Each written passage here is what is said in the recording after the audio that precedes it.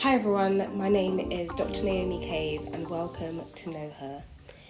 In today's video, I'm making my way back to her, back to femininity and my feminine energy. This video is slightly different. Rather than focusing on the clinical aspect of women's health, we're going to be looking at femininity, self-confidence, and how we show up in this world the best we can possibly be. The essence of femininity and womanhood is to some extent a social and cultural construct. And whilst I understand that me as a woman can express these feminine traits, I know that men can also express these feminine traits. As I get older, I am unapologetically embracing femininity. The ideas I describe in this video were learned at an early age, integrating my Zambian heritage and British culture. As I've grown up, these ideas have been reinforced and have now become what I describe as femininity and what I embrace. For a long time, I saw femininity as a sign of weakness, a burden set upon women to appease the male gaze.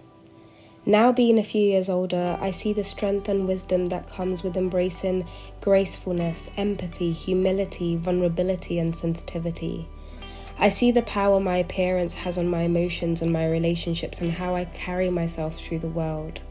Femininity is not weakness. What I have come to learn is that it is a quiet strength. At the very young age of 27, I know it's not that young. Actually, no, it is young. What was it about? At the very young age of 27, I think I have achieved something that a lot of women don't always achieve. And that is, I like my body. And no, this is not because I have a warped sense of reality where I think I am God's greatest gift to this earth, the best thing since sliced bread. But over time, I've kind of cultivated this thought where I recognize things that I can't change and I let them go. And then when I recognize things that I can control, things that I can change, I do what I can to change them, and I feel better about them. I think even when I'm in that in-between phase, I find that I am content because whilst I am not at this dream place I want to be, the process of getting to there makes me happy. It makes me happy that I can do something to change my situation. The first part of this video will look at appearance. And for me, the main thing is feeling beautiful at all times, or at least most of the time. As I stated earlier, I have managed to cultivate a mindset where I'm able to let go of things I am unable to change. When I talk about femininity, it's a unique experience where you attain your own beauty standard. And this is something I have worked hard to do. I have found what I feel is my ideal beauty standard given the limitations and the practicalities of my day-to-day life and lifestyle. And I have found easy ways to maintain that beauty standard so that I look good and that makes me feel good. And ultimately, feeling good gives me self-confidence. It allows me to live a life of joy and show up for others. So I think all of this started because when I was dating my husband, I would see him at the most 3 times a week. I would be dressed nicely, smelling nice. I would have my high heels on. I would have makeup. I'd have my hair extensions, my lashes, the nails. I spent time to look good. And I hid a massive part of myself from him. Okay, to some extent that's not true. On our 3rd date, I did tell him I do not wear makeup all the time, and I said I was going to have a makeup-free day. And I did do that. But most of the time, I made a massive effort. And it was when we got married, I started feeling really insecure because this man had only ever seen me at the best of times, really. There were obviously a few times when I looked horrendous because, you know, you can't do a FaceTime all the time when you look amazing. But, you know, at home I'll just wear pajamas, didn't have my hair done for black women or any women who wear wigs. The wig will be out. I didn't even have a nice fresh cane roast set underneath. So when we got married and we lived together, it was difficult merging these two parts of me, and I just started feeling less attractive. And then there were a few things that I just didn't understand, and I don't think I've ever really understood. So I used to wear wigs quite a lot, and when we lived together, I was like, am I gonna sleep in my wig? It would be okay for one night, but you know, just before you're having this nice intimate moment, are you gonna be like, sorry babe, hold on, let me just take off my wig and hang it up, and then in the morning hang it back again? And there was the bonnets and the scarves, and everything was meant to be really intimate. That's when I was taking off layers of myself and taking off makeup, and it just didn't feel right to me. So I decided that what I wanted to do is make sure that I looked pretty when I went to sleep as I did when I woke up. And that meant that every single time I had hair extensions, even now I have hair extensions, but I had to make sure that what was underneath once the hair extensions had gone was still attractive. So rather than just having horrendous cane rows under my wig, I had nice cane rows. I eventually stopped wearing wigs altogether because they were very uncomfortable. And again, I just didn't like having to take it off and hang it up, and it kind of ruined my edges. So I let go of that. I started rocking my natural short hair, TWA, and after a while, because I couldn't manage it, I started perming my hair. Honestly, this is no judgment, and this is not how anyone should live their life, but if anyone has a wig solution, let me know, hit me up. Like, are we just whipping off the wigs and putting on a bonnet before bed? Is that what's happening? How do you do that sexily? Because I just don't know. Another thing I would do, because you still have to protect the locks, and I was not prepared to have my love for my husband ruin my hair. I love them both equally. So instead of having like those really ugly bonnets, which again I just didn't feel attractive in, I would either tie my hair up and have like a little knot. I'll insert a video here. I also got silk bed sheets, or not silk bed sheets, silk pillowcases. Don't judge my pillow. This is my silk hair pillow. It's meant to be dirty.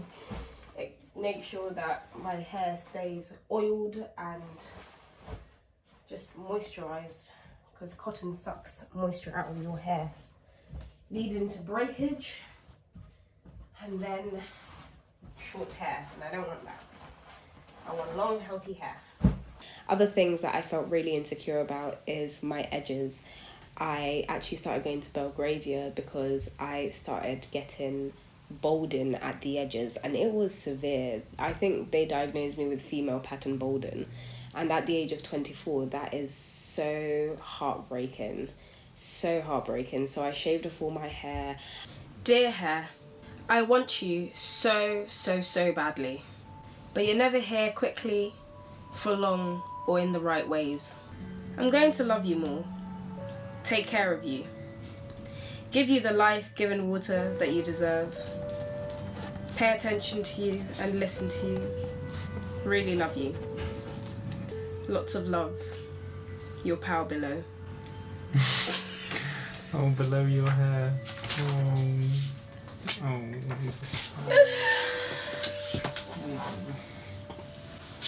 That honestly melted my heart. So you wrote a letter to your hair? I started using the minoxidil, and my edges are back.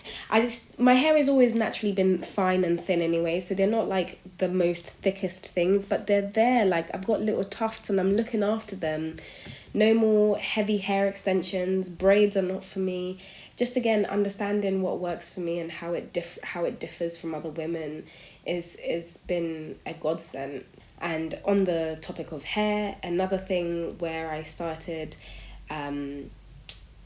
just making changes is I got hair laser removal. I just spent too much time shaving, and shaving isn't for everyone. If you want to shave, shave. If you don't want to shave, you go, girl.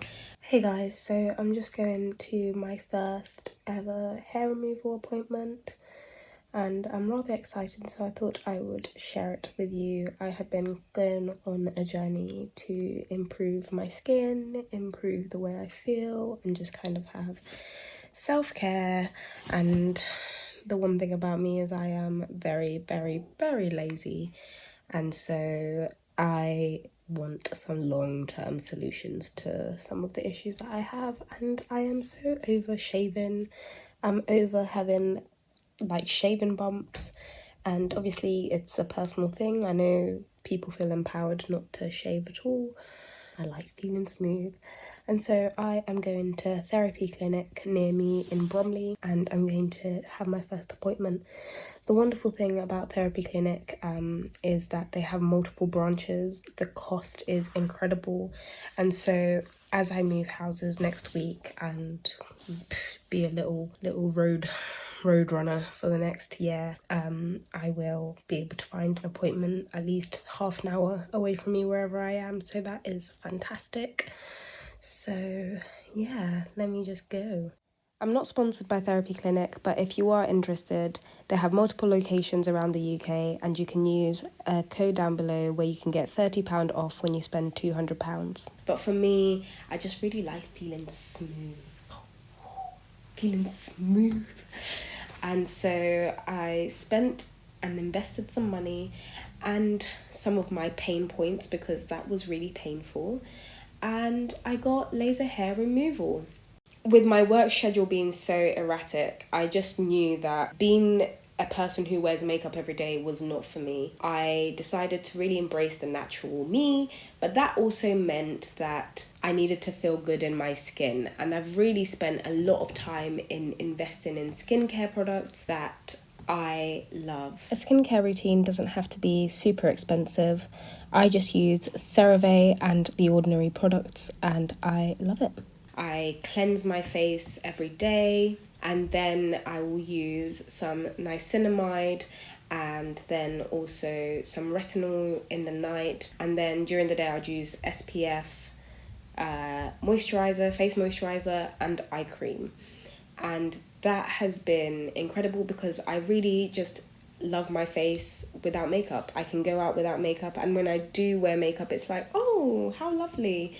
Whereas before, I would take off my makeup and everyone would be like, wow, you look so tired.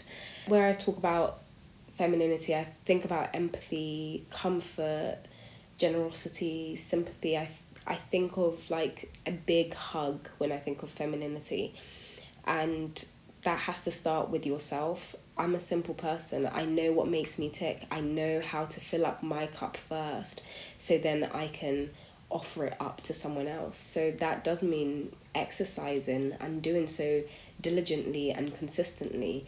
It means finding time to meditate and ground myself, or to write gratitudes and to seek what my soul is wanting me to express. I feel like when I am at my very best, I can be at my very best and be comforting and empathetic, realizing the necessity. It is actually a necessity for me, and it makes me kind of cry sometimes, because I'm like, it's just so many simple things, but they make such a difference into how you present in life. And those things have really helped my personality, really helped to ground me, really helped me to think things through and not act and react out of anger, but to take a breath, to be present, and to be there for the person as you need to be. One feminine trait that I am glad I have cultivated is the trait of receiving, and receiving in a graceful manner. I have learned over the years that I do not need to be a strong, independent woman. I have moments where I can do that, but it's also nice to be in a loving relationship and to receive love. I've learned over the years that receiving and giving is a flow of energy, and one can block the flow of energy by not receiving, and one can block the energy by not giving. I found a way to balance that and to receive and to be looked after and cared for by my husband when he can, and to also offer the same for him when I can. Lastly, along with meditation, journaling, exercising, I also did a bit of pole dancing just to make myself feel pretty, and also it was great exercise. This has taken me years. I'm not going to sit here and tell you there are not days where I just don't like the way I look or I don't feel great. That would be a lie, and I would be deceiving both you and me. 85% of the time, I'm pretty happy with my body, how it functions. I'm happy with how I feel, and I love embracing femininity and always growing in it. My intentions for this video were to just give you my personal experience on how I have embraced femininity over the years. In doing so, I've been able to lead a more joyful and happy life. In this race for gender equality, I wonder if what we really lost was femininity. Instead of appreciating all the things that femininity brings to the table, it felt like when I was younger, I had to shed everything that was feminine in order to have a chance at progressing in this world, progressing in a career. What I've learned is femininity is important. Feminine traits are important. They give you a quiet strength. And there is space for feminine traits to be embraced and appreciated, both in the corporate and the private sphere of life. So these are the main things I have done to feel my best and to fill my cup. So with the appearance things, I know I spoke about a lot of things, but actually those are the things I had a lot of self-doubt about, and I felt really not confident about. And with my mindset and showing up in a good way, I mean, I brushed over the meditation and the gratitudes and the exercise, but all these things, which when I make time for them, make me a better version of myself.